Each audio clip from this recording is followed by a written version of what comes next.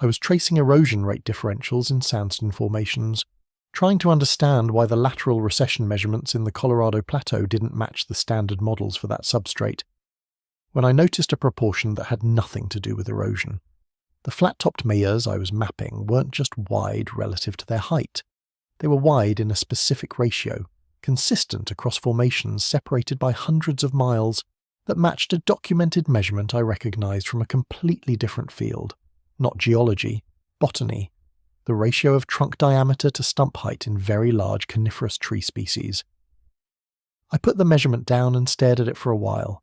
Before we dive in, let me know where you're watching from in the comments, and subscribe for more videos like this. I came to the giant tree theory sideways, the way I come to most things that turn out to matter. The geological survey records I was working with contained proportion data I didn't need for my original question, and I kept the proportion data anyway because it matched something I couldn't immediately place.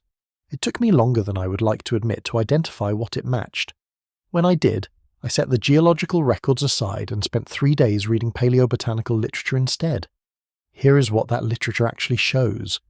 Prototaxites, a tree-like organism documented in peer-reviewed paleobotanical research, reached trunk diameters of approximately 3 feet and heights estimated between 15 and 25 feet during the Devonian period, roughly 420 million years ago. Lepidodendron, documented from the Carboniferous, reached heights of approximately 100 feet with trunk diameters of 6 feet at the base. The Carboniferous coal beds themselves, the compressed organic material underlying large portions of North America and Europe, represent the accumulated biomass of forested ecosystems operating at a scale that no living forest approaches. The biological record does not suggest that very large trees are a fantasy. It confirms they are a documented feature of Earth's history at multiple points in the geological timeline. The giant tree theory does not ask anyone to accept something biologically unprecedented. That is the first thing I had to sit with because I had assumed it did. What the theory proposes is more specific. It holds that certain geological formations, isolated flat-topped mesas, basalt columns, table mountains, are the remains of trees that existed at scales far beyond the modern record but not beyond the fossil record, and that the proportions of those formations match the structural profile of such trees with a precision that standard erosion models do not fully account for. The claim is about ratio, and ratio is testable. The ratio of trunk diameter to overall height in large coniferous species averages between 1 to 50 and 1 to 100 in mature documented specimens. A giant sequoia with a trunk diameter of 30 feet reaches heights between 250 and 380 feet. The relationship is not perfectly linear across all species, and it tightens considerably when growth pattern and species type are held constant. The relevant point is that trunk diameter predicts tree height within a documentable range, and that range is not arbitrary. It follows from the physics of how trees grow and how they distribute structural load across their vertical extent. Apply that ratio to the isolated buttes of the American Southwest. A formation with a measurable summit diameter of 200 feet, evaluated against the lower bound of the documented coniferous ratio, implies an original vertical structure of significant scale. Proponents treat that figure as meaningful within the context of a biological record that demonstrably included large organisms whose full extent has not been recovered. Geologists treat it as a coincidence of proportion produced by unrelated physical processes, erosion, deposition, igneous cooling, that happen to generate similar dimensional relationships. Both positions exist. Neither has been resolved by physical testing at the base substrate. The hexagonal geometry is where the theory draws its most publicly verifiable observation, and I want to be precise about what that observation is and what it is not. Basalt columns form hexagonal cross-sections during cooling. This is confirmed volcanology, not conjecture. The process is called columnar jointing, and it occurs when lava cools evenly from multiple exterior points simultaneously, producing thermodynamic stress fractures at 120-degree angles that resolve into hexagonal cells. The same geometry appears in honeycombs and in the cross-sections of certain vascular plant tissues for related physical reasons involving stress distribution and minimum energy states. Proponents note that this geometry appears not only in formations with confirmed igneous histories, but in the exposed cross-sections, of isolated buttes whose official geological classification is sedimentary rather than igneous. The official classification holds. The chemistry has been tested. What proponents flag is the geometry's appearance in a context where the standard igneous cooling mechanism is not the recorded explanation. Whether that flag is meaningful depends entirely on what the substrate beneath those formations contains, which is the problem the visual resemblance cannot answer. A tree of the scale being proposed would not merely have had a trunk. It would have had a root system proportional to that trunk, in lateral spread, in vertical penetration, and in the density of organic material deposited across every soil horizon it occupied across its lifetime. Documented root spread ratios for large trees range from 2 to 3 times the crown radius at the surface, extending both laterally and downward through multiple geological layers. At the scale the theory proposes, those root systems would have extended hundreds of feet in every direction from the base. If the stump is real, the roots have to be somewhere. That is not a philosophical claim, it is a physical one. The root problem is not metaphorical. It is physical, and it is present tense, and it has a specific answer that either exists in the geological record beneath these formations or it does not. Documented root spread ratios for large trees, established across multiple decades of arboricultural and forestry research, follow a consistent pattern. For mature specimens of large coniferous species, lateral root spread extends between 2 and 3 times the crown radius at the surface. Vertical root penetration varies by substrate, but taproots of very large trees have been documented at depths exceeding 30 feet in modern specimens and inferred at considerably greater depths in fossil specimens from compressed coal-bearing strata. At the diameter scales the giant tree theory proposes, those numbers become something specific. Lateral root systems extending hundreds of feet in every direction from the base, penetrating multiple geological layers and depositing concentrated organic material across every horizon they occupied for the duration of the tree's life. That organic material does not disappear, it transforms. Root decomposition produces measurable changes in soil chemistry, elevated carbon concentrations, altered pH levels, modified mineral composition that persist in substrate for centuries after the organic matter itself is gone. Soil scientists have used exactly these chemical signatures to locate and map root systems of trees removed decades or centuries earlier, identifying former root channels by their distinct geochemical fingerprint even when no physical material remains. The technique is documented in peer-reviewed literature on historical ecology and paleosoil analysis. The relevant question is whether anyone has applied it at the base of the formations in question. As best the public record shows, no. Not because the technique is unavailable, because the question has not been formally asked. Ground-penetrating radar sits in the same position.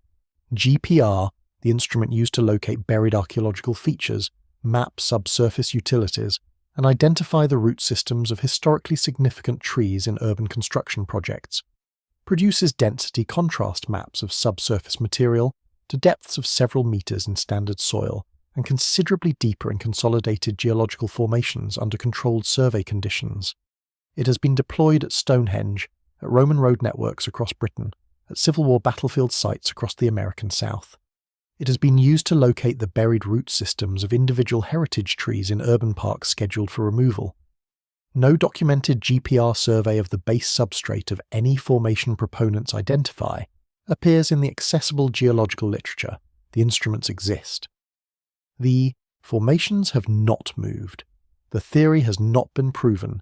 It has also not been tested. Devil's Tower brings this into focus. The United States Geological Survey classifies Devil's Tower, the Wyoming formation, whose official name carries no apostrophe, as a phonolite porphyry igneous intrusion, exposed by erosion of the surrounding sedimentary layers over an estimated 50 million years. It rises 867 feet above its immediate base. The summit diameter is approximately 180 feet. The columns composing its vertical faces range from 6 to 8 feet in diameter and are hexagonal, produced, in the official geological explanation, by even cooling of igneous material from the exterior inward, generating thermodynamic stress fractures at 120-degree angles that resolve into hexagonal cells. All of that is confirmed. The igneous composition has been chemically tested. The cooling history is consistent with the column geometry.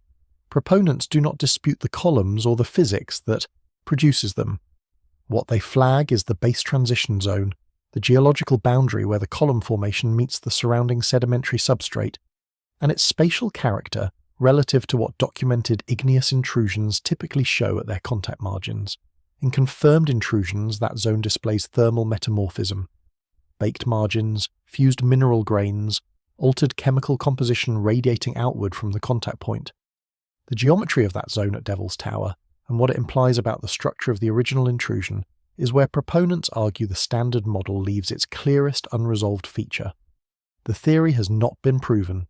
The base transition zone has not been systematically surveyed. Beyond Devil's Tower, the same proportion repeats across continents and geological classifications. The Tepuis of Venezuela, isolated table mountains rising as much as 9,000 feet above the surrounding jungle, classified by the Venezuelan Institute of Scientific Research as Precambrian sandstone formations among the oldest exposed geological structures on Earth's surface.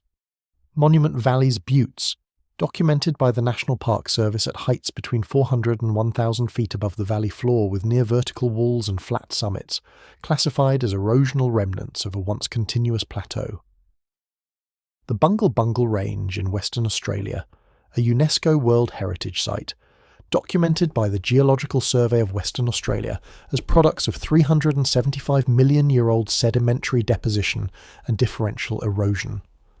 For each, an official classification, a confirmed geological mechanism, and a specific structural feature proponents identify as inconsistent with that mechanism's expected spatial output. Devil's Tower, base transition geometry. The Tepuis, vertical wall regularity at Precambrian age. Monument Valley, diameter to height ratios consistent across buttes separated by miles of open valley floor. The Bungle Bungles, Tower, spacing and summit flatness across a formation whose erosion history should, by standard modelling, produce more irregular profiles. Not isolated anomalies, proponents argue, a pattern, visible across 4 continents, consistent across geological classifications with no official relationship to one another, and testable by instruments already in routine use elsewhere for less consequential questions. The formations stand. The surveys have not been conducted. The word that keeps appearing in every account, from every researcher who has spent serious time with these formations, is the same one every time. Pattern. I think about a specific person when I think about how this ends up. Not a researcher. Not someone with access to instrument time or institutional affiliation, or a funded study. Someone who drove out on a Saturday, stood at the base of one of these formations, looked up at the vertical geometry of the walls and the flat regularity of the summit and could not make the official explanation fully account for what they were looking at. They did the ratio in their head, the same simple arithmetic I did when I first noticed the proportion in the survey records. They stood there with the number for a while. They did not know what to do with it. Then they drove home. That person is not wrong to have noticed. The proportion is real. The formation is there. The measurements that produced the ratio are in the public record, documented by the same federal surveys that classify the formation and explain its origin. What I cannot tell that person, and what the public record cannot tell them, is whether the substrate beneath what they were looking at contains anything that would answer the structural question they were standing on top of, because that substrate has not been surveyed with the instruments that would answer it. The USGS geological surveys are downloadable. The academic literature on paleosoil analysis and ground-penetrating radar. Deployment in geological and archaeological contexts is published and searchable. I have been through a portion of it, and it is not obscure. The methodology for a base substrate survey of any of the formations under discussion is not exotic or experimental. It is the same methodology applied at Roman road sites, at heritage tree preservation projects, at buried archaeological features on 6 continents. The cost of a single survey falls within the range of a standard geological research grant. What does not exist, as best I can determine from the accessible literature, is a published record of that survey having been conducted at any of the formations proponents identify as significant. That absence does not prove the theory correct. I want to be precise about that, because the theory does not need additional imprecision on its behalf. The absence of a test is not evidence that the test would confirm the hypothesis. It is evidence only that the question has not been formally put to the ground. What proponents ask for is not belief, not a revision of the geological record or institutional acknowledgement that the theory deserves a place in peer-reviewed discussion. A GPR survey of one base substrate, a paleosoil analysis at one transition zone, the kind of test whose results, whatever they showed, would narrow the question rather than leave it suspended. The results might show nothing inconsistent with the official geological classification. That is the most probable outcome, and the proponents I find most credible acknowledge it directly, without hedging. The formations are still there. Devil's Tower in northeastern Wyoming, the Tepuis above the Venezuelan jungle, the buttes of Monument Valley, the sandstone towers of the Kimberley Plateau. Their dimensions are the same as they were when the first government surveyors measured them, filed the records, and moved on to the next formation on their list. Those records are now downloadable by anyone who goes looking on a weekday afternoon. I keep returning to the figure standing at the base. By now they're driving home. The formation is behind them, rising above the surrounding landscape at the height it has held for the duration of the geological period assigned to it, the same height it will hold for whatever period comes next. The flat summit catches whatever remains of the afternoon light. The walls carry the geometry that produced the question. The ground beneath those walls contains whatever it contains, organic residue or none, density contrasts or uniform substrate, an answer or the absence of one. It has not been asked.